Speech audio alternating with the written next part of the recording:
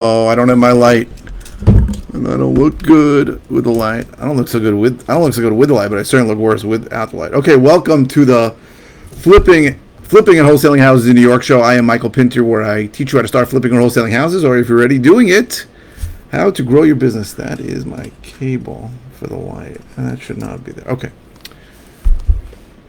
So I got a question from a great guy who I like very much, and he said, why would hard money lenders lend in New York when the foreclosure process takes so long? So I'm going to explain that. Hopefully I will be able to stretch that out over 10 minutes because it's not as complicated an answer as you think. So first of all, let me explain. Hard money lenders have no interest in taking possession of a property and foreclosing, right? Neither do any lenders, right? No lender wants to take possession of a property. Not even reverse mortgage lenders. Nobody wants to take possession of a property. They want to get paid back. Hard money lenders foreclose in a very, very, very minute amount of cases. And if it's not a very minute amount of cases, they probably will not stay in business. So you're talking about one out of several hundred loans that they make that go bad. Even loans that go bad where a guy can't make the payment, there are other things they'll do. They'll have the guy sell the property to another operator who can make it happen. They will have the property sold if there's equity in it and take it. Like, there's all kinds of things that a hard money lender do. Foreclosure is the last thing they'll do.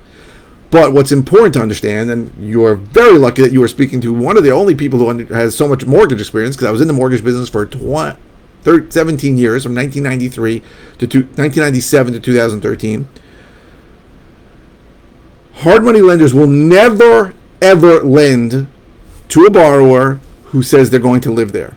And I have gotten hundreds of calls through the years saying, I want to buy my house, let me go get a hard money loan. And I'll say, I'm not going to tell you what to do or not to do, but if you tell the hard money lender that you're going to live there, they're never going to do it. Because all of these crazy protections, borrower protections, that end up taking so long in New York are only for certain types of loans. They are for primary residences only. Now you may say, well, but I've seen investment properties take a long time. It's true, but they're done in a way from a typical lender. So a typical a lender like Chase, Wells Fargo, Bank of America, or a mortgage bank, or what's it called? Rate. I don't know. There's a million big mortgage bankers out there. Guaranteed Rate, all kinds of big companies. And they all do business the same way. So they're going to send you with every single disclosure, and they're going to sell that loan to a regular Fannie Mae lender, and it's going to have all the bells and whistles of a regular primary residence. And even if it's not a primary, even if it's second home or investment property. But hard money lenders are exempt from all these crazy things that happened back in 2007 when I was in the business. All these Dodd-Frank protections, they are exempt because they don't make loans to primary homeowners, primary residence homeowners. Therefore, they are exempt, and they don't need to disclose a million other things, and they don't have to go through a lot of the rigmarole that it takes. And now, obviously, the foreclosure process still takes time, but it is much shorter a process if it's a hard money lender saying this was a commercial type of loan. The process doesn't take as long. It does take a long time. Nobody wants to do it. That's not anybody's goal. There are people who really don't understand the lending business. They think the lenders are trying to take the house. That hard money lender just wants to take that house at a huge discount. It's the last thing the lender wants to do. The last.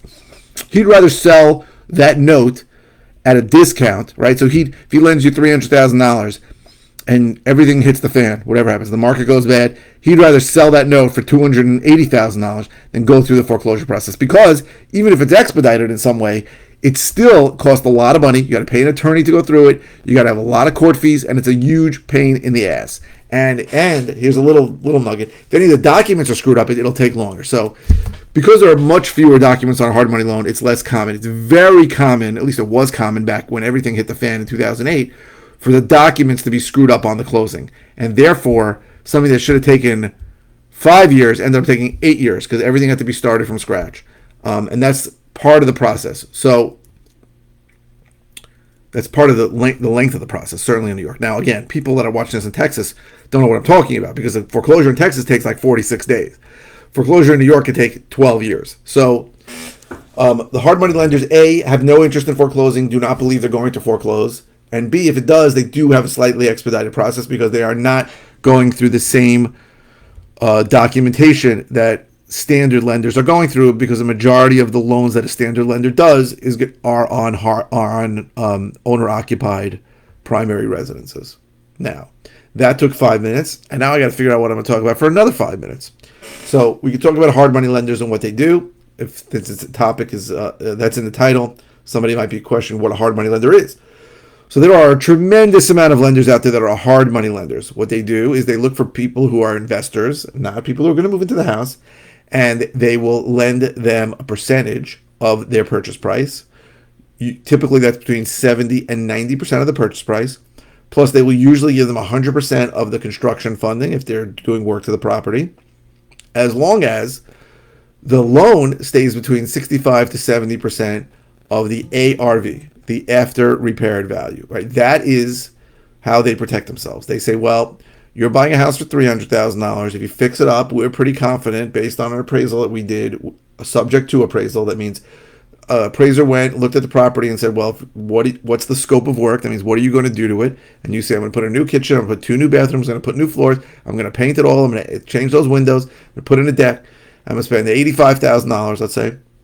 They go, well, based on that, the ARV, the after repaired value, is $500,000. And the lender says, well, $500,000, let me do some good quick math, times 0.7 is $350. So we'd be happy if you're buying it for $300, lend you $300, we'll even give you $50,000 for the work.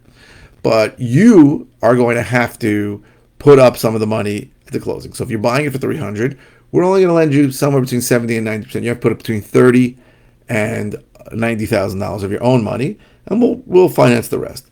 Right? This is a business that's been going on a very long time, and it's a business that was is very successful in an upward market, right? Because, as I said, all those options that a lender has to not foreclose, to sell the property, to get another operator in there to finish doing the work and finish it, that all is hunky-dory in an upward market, right? When I started doing this full-time back in 2013, I didn't know what the hell I was doing. I screwed up on a bunch of deals, but the market sort of saved my behind, right? I spent too much, I over-improved properties, and the market went up like 5%. I remember I had properties I thought I was going to sell for $400, and I spent too much money on them, but I ended up selling for $420, and that sort of made up the difference of my stupidity, right? And in general, when the market's going up, then even if the market's flat, usually these lenders are going to take very, very few losses. But what happened in 2007, 2008 is a lot of these lenders went out of business because I gotta call that guy back. Because then the market dropped and they couldn't find anybody to buy the properties. In theory, they really could, but not for a price that was acceptable to them. And then their 65 to 70% of ARV became 130% of ARV. So as long as the market is stable, now we're in a weird spot right now. I'm filming this when we're in July of 2022. The market is shifting downward a little bit. Now, it may be a temporary shift. I don't know how long it's going to shift for.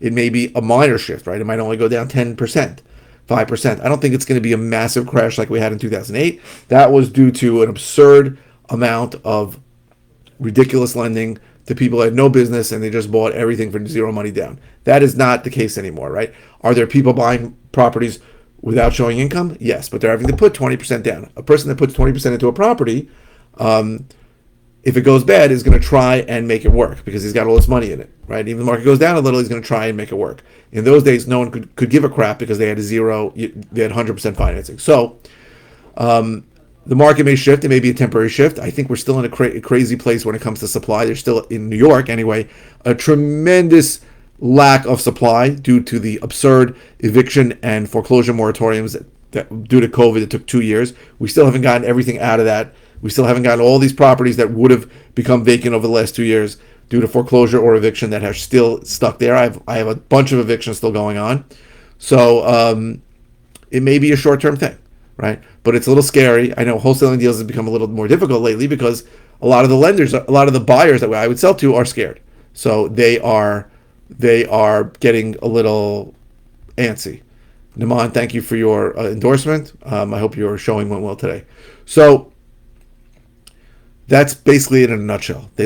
Hard money lenders lend in New York, even though the foreclosure takes a long time, because A, they don't think they're going to foreclose, and B, because their foreclosure does take a little bit shorter because they are not lending to owner-occupied properties. So I hope this is helpful. If you're interested in all the ways I can help you, go to howtoflipnewyork.com. If you're interested in finding out more about one-on-one coaching, go to coaching.howtoflipnewyork.com. If you're watching on YouTube, please subscribe. If you're watching on any media channel, please click the thumbs up. The algorithm, that really helps a lot more people seeing my videos. I really appreciate everyone who's been liking.